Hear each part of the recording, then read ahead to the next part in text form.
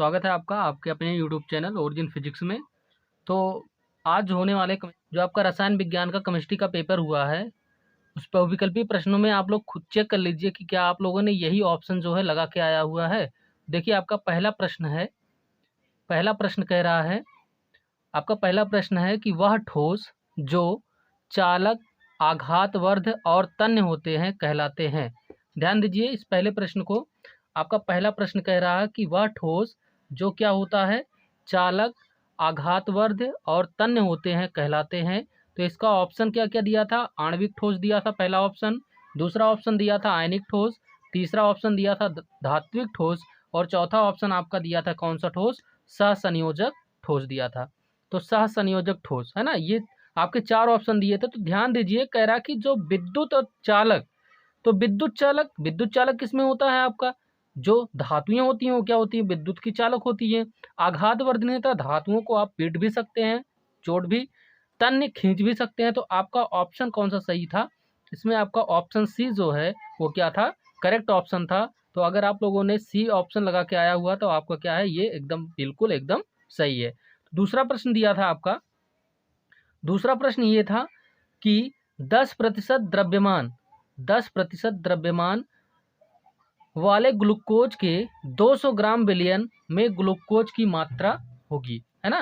इसके ऑप्शन क्या क्या दिए थे, देखिए ऑप्शन दिया गया था इसका, क्या क्या ऑप्शन था, यहाँ पे दिया था आपका 5 ग्राम दिया था, दूसरा दिया था 10 ग्राम, तीसरा दिया था 20 ग्राम और चौथा दिया था 40 ग्राम। तो ध्यान से देखिए इस प्रश्न को, कह रहा है कि 10% द्रव्यमान प्रतिशत वाले ग्लूकोज के 200 ग्राम विलयन में ग्लूकोज की मात्रा होगी। तो आप लोगों ने द्रव्यमान प्रतिशतता पढ़ा होगा और द्रव्यमान प्रतिशतता के लिए फार्मूला होता है आपका W/W इक्वल टू होता है विलयन का मतलब विलेय का भार, भार बटे क्या होता है, विलयन का आयतन, गुणे में क्या हो जाएगा 100 होता है ना, ये होता है।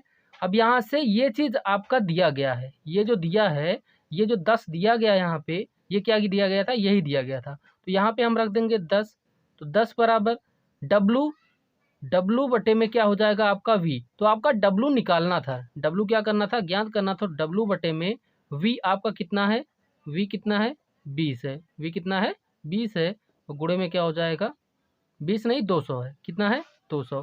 ठीक है, आगे इसको सॉल्व कर लेंगे, 2 जीरो यहाँ से देखिए कट गया, आपका W बराबर क्या हो गया, कितना हो जाएगा 10 दूना 20। तो आपका ऑप्शन कौन सा सही है, ऑप्शन सी आपका जो 20 है वो क्या है आपका करेक्ट ऑप्शन है। ठीक है, अगला प्रश्न दिया गया था आपका, तीसरा दिया था, तीसरा क्या कह रहा था, देखिए तीसरा प्रश्न है, ये कह रहा कि एक अपक्रिया का वेग स्थिरांक के बराबर इतना दिया गया है आपका 2.3 गुणे 10⁻⁻5 litre mole inverse second inverse है, अपक्रिया की कोटि होगी। तो ये आपके ऑप्शन थे। ऑप्शन को देखिए, इस तरह के प्रश्नों को अगर आप ध्यान से देखे होंगे, और ऑप्शन कैसे लगाया जाता है इसमें, देखिए आपका वेग स्थिरांक कितना दिया था और साथ ही साथ इस वेग स्थिरांक का मात्रक भी दिया था। अगर आप लोग ध्यान दीजिए थोड़ा सा, तो यहाँ पे इसका मात्रक भी दिया था। तो मात्रक कितना है, यहाँ पे मात्रक दिया गया litre mole inverse second inverse, litre mole inverse second inverse, ये दिया गया आपका, क्या दिया गया, litre mole inverse second inverse है। तो अपक्रिया की कोटि होगी, तो अपक्रिया की कोटि ध्यान दीजिए, यहाँ litre mole inverse second inverse किसका मात्रक है, द्वितीय कोटि की अपक्रिया का है, इसलिए ऑप्शन क्या हो जाएगा आपका सी जो है, द्वितीय कोटि जो है क्या हो जाएगा, करेक्ट आंसर हो जाएगा।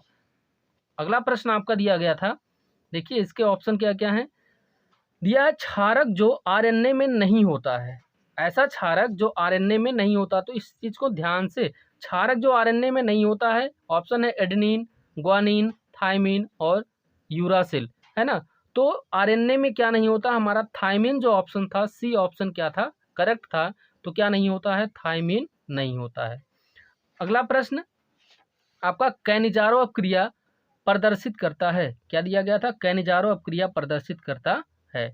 तो कैनिजारो अपक्रिया कौन देता है, कैनिजारो अपक्रिया आपका जो होता है बेंजल डिहाइड जो होता है, वो कौन सी अपक्रिया देता है, कैनिजारो। तो ऑप्शन आपका सी जो है क्या है, बेंजल डिहाइड क्या था, करेक्ट आंसर था। क्या आप लोग यही आंसर लगा के आए हैं, यदि आप लोग यही आंसर लगा के आए हैं तो ये आपका क्या है, करेक्ट आंसर है। ठीक है, अगला आपका दिया गया है, ये लास्ट प्रश्न था और ये बहुत ही अच्छा था, कह रहा कार्बिल एमीन क्रिया देता है, ध्यान देना इस प्रश्न को कार्बिल एमीन क्रिया देता है, अर्थात किससे क्रिया कराने पर आपका कार्बिल एमीन प्राप्त होता है, ये इस प्रश्न में कह रहा था। तो इस प्रश्न में कार्बिल एमीन क्रिया देता है किससे, यहाँ पे ऑप्शन दिए गए हैं। पहला ऑप्शन जो है CH3NH2 है ना, CH3NH2, तो ये आपका मेथिल एमीन है और यही क्या था, करेक्ट आंसर था आपका CH3NH2। तो आप लोग चेक कर लीजिए क्या आप लोगों ने जितना बताया गया जो है वही वही आंसर लगा के आए हैं। तो इसी के साथ देखिए 5वें प्रश्न में आपका आया था IUPAC नाम लिखने के लिए, जो आपका प्रश्न नंबर 5 था, 5 के घा में दिया गया था IUPAC नाम लिखने के लिए, है ना। IUPAC नाम लिखने के लिए दिया गया था और आपके उप सह संयोजक यौगिक थे, इनका IUPAC नाम लिखना था। तो इसमें पहला जो दिया गया था क्या था आपका CrCl2 En का होल ट्वाइस और ये था आपका Cl, यही दिया गया था। तो यहाँ से इसका जो IUPAC नाम हो जाता, तो आप लोग IUPAC नाम इसका क्या लिख के आए हैं, इसका IUPAC नाम आपका हो जाएगा, यहाँ पर देखिए क्या है आपका, यहाँ पे क्लोरीन कितना है, 2 है, तो पहले इसको लिखिए। तो क्या लिखेंगे हम लोग, डाई, क्या हो जाएगा इसका, डाई क्लोरो, क्या हो जाएगा, डाई क्लोरो। आगे ऐसा जब रहता है तो इसको लिखते हैं विष, क्या लिखा जाता है, विष, डाई क्लोरो विष।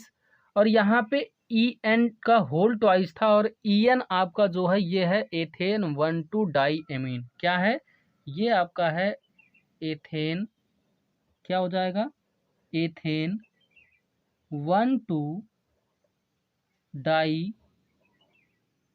Amine, 1,2 di amine.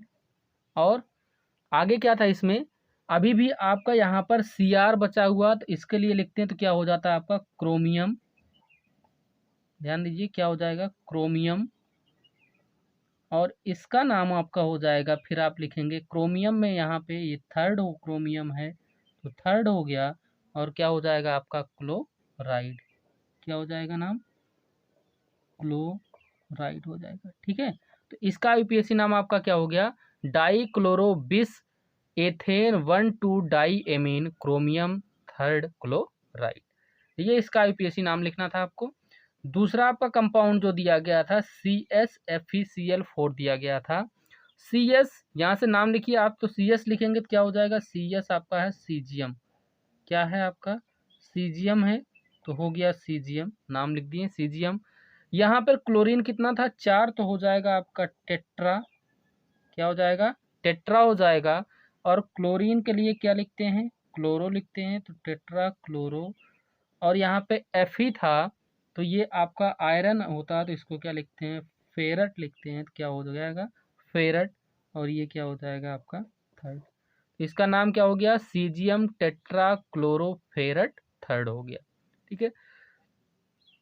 तीसरा वाला आपका कंपाउंड जो दिया गया था वो दिया था K3CO C2O4 का होल थ्राइस, है ना, ये दिया गया था आपका। तो इसमें नाम क्या हो जाएगा इसका, तो पहले आप K3 का लिखेंगे, तो K3 का हो जाएगा आपका पोटेशियम, क्या हो जाएगा, पोटेशियम, पोटेशियम हो गया।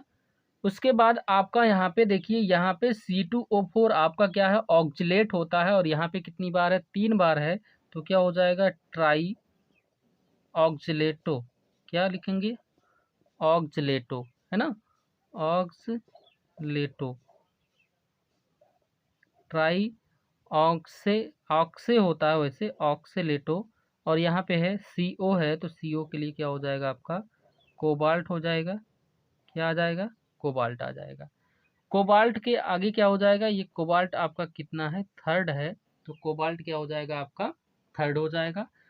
अगला कंपाउंड जो था वहाँ पे हमारा ही दिया गया था, चौथा जो था COCl3NH3 का होल थ्राइस दिया था। तो यहाँ पे इसका नाम, यहाँ पे NH3 को हम जब पहले लिखते हैं तो इसको क्या लिखते हैं, एमाइन लिखते हैं। और एमाइन लिखने के लिए हमारा ये 3 बार है, क्या हो जाएगा, ट्राई अमाइन, क्या हो जाएगा, ट्राई अमाइन हो जाएगा।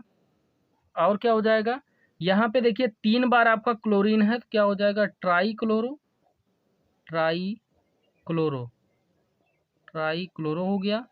और यहाँ पे CO था, तो ये हो जाएगा कोबाल्ट, कोबाल्ट आपका कितना, थर्ड हो जाएगा, है ना। तो आप लोग चेक कर लीजिए क्या आप लोगों ने यही जो है आईपीएससी नाम में जो बताया गया क्या आप लोगों ने यही लिख के आया हुआ है।